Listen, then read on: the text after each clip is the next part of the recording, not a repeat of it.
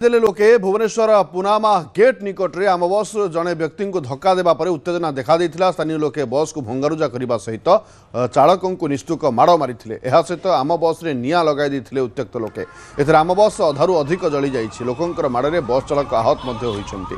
खबर पाई पुलिस घटनास्थल में पहुंची उत्त्यक्त लोकों को बुझासुझा करने आम बस को आनी एयरफिल्ड थाना रखी घटनार तदंत चलाई पुलिस।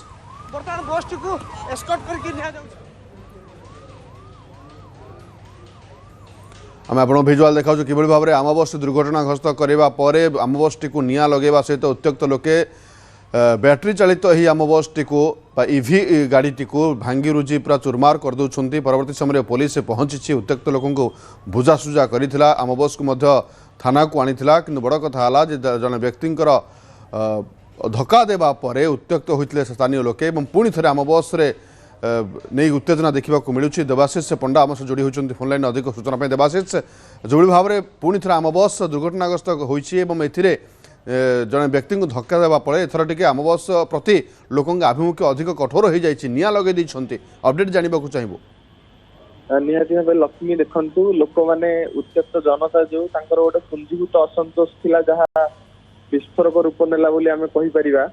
सेमाने जेतेबेले 8:45 पाखापाखी हम गतकाली राति जेतेबेले जड़े साइकेल आरोही को मो बस की धक्का देइतिला एवं से साइकेल आरोही होउछंती से स्थानीय कारगिल बस्तीर से गुट व्यवसाय करुले निज साइकेल रे छिड़ा कर तो बस जेतेबेले आसुतिला अपोजिट डायरेक्शन रे छिड़ा होइतिले संपृक्त व्यक्ति जनक तांको नाम होउची रमेश दास। तो बस जो धक्का देता से गुरुतर हो पड़ते तुरंत कैपिटल हॉस्पिटल निया जाइथिला।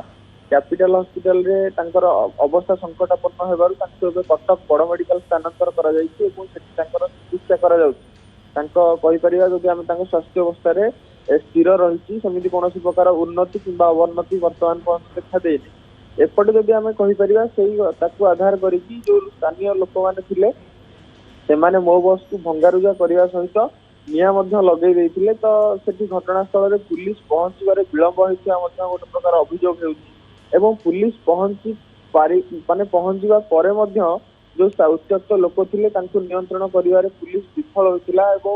व्यापक मात्रा रे पुलिस से मुतयन करने को पड़ता कहीं लोक मैंने बस को भंगारुजा करने सहित निआं लगे देते। पाखापाखी 3 घंटा 3 ରୁ 3.5 घंटा एभली गोटे चली पुलिस एवं लोक मान भर छक्का चलता। समस्ते बस को भांगुले निआं लगाउले। शेष में अधिक मात्रा रे पुलिस फोर्स मुतयन करा जाई बस रु निआं लिभा जाइतिला। ता सहित उत्त्यक्त लोकों को बुझासुझा करा जाइतिला एवं बस को निकटस्थ एयरफिल्ड थाना को पुलिस कड़न करी आनिथिला। गोटे पटे एपटे जो रही जो दुर्घटनाग्रस्त व्यक्ति तुरंत क्रूड तरफ जो क्षतिपूरण राशि रही 50,000 टंका जिते जड़े दुर्घटना शिकार होती जो मेडिकल चिकित्सा व्यवस्था क्रूड जो उपरिस्थ अधिकारी से भेटी स्वास्थ्य अवस्था विषय पचारि बुझते। किंतु आम जब कहीपर आम बस दुर्घटना भुवनेश्वर में गोटे नीतिदिनिया घटना परिणत हो गलानी। आप देखु प्रतिदिन भुवनेश्वर में केउठी ना केउठी आम बस दुर्घटना होउची जहाँ को नहीं लोक मान भीतर गोटे असंतोषर निआं दिन को दिन बढ़िबार लगी।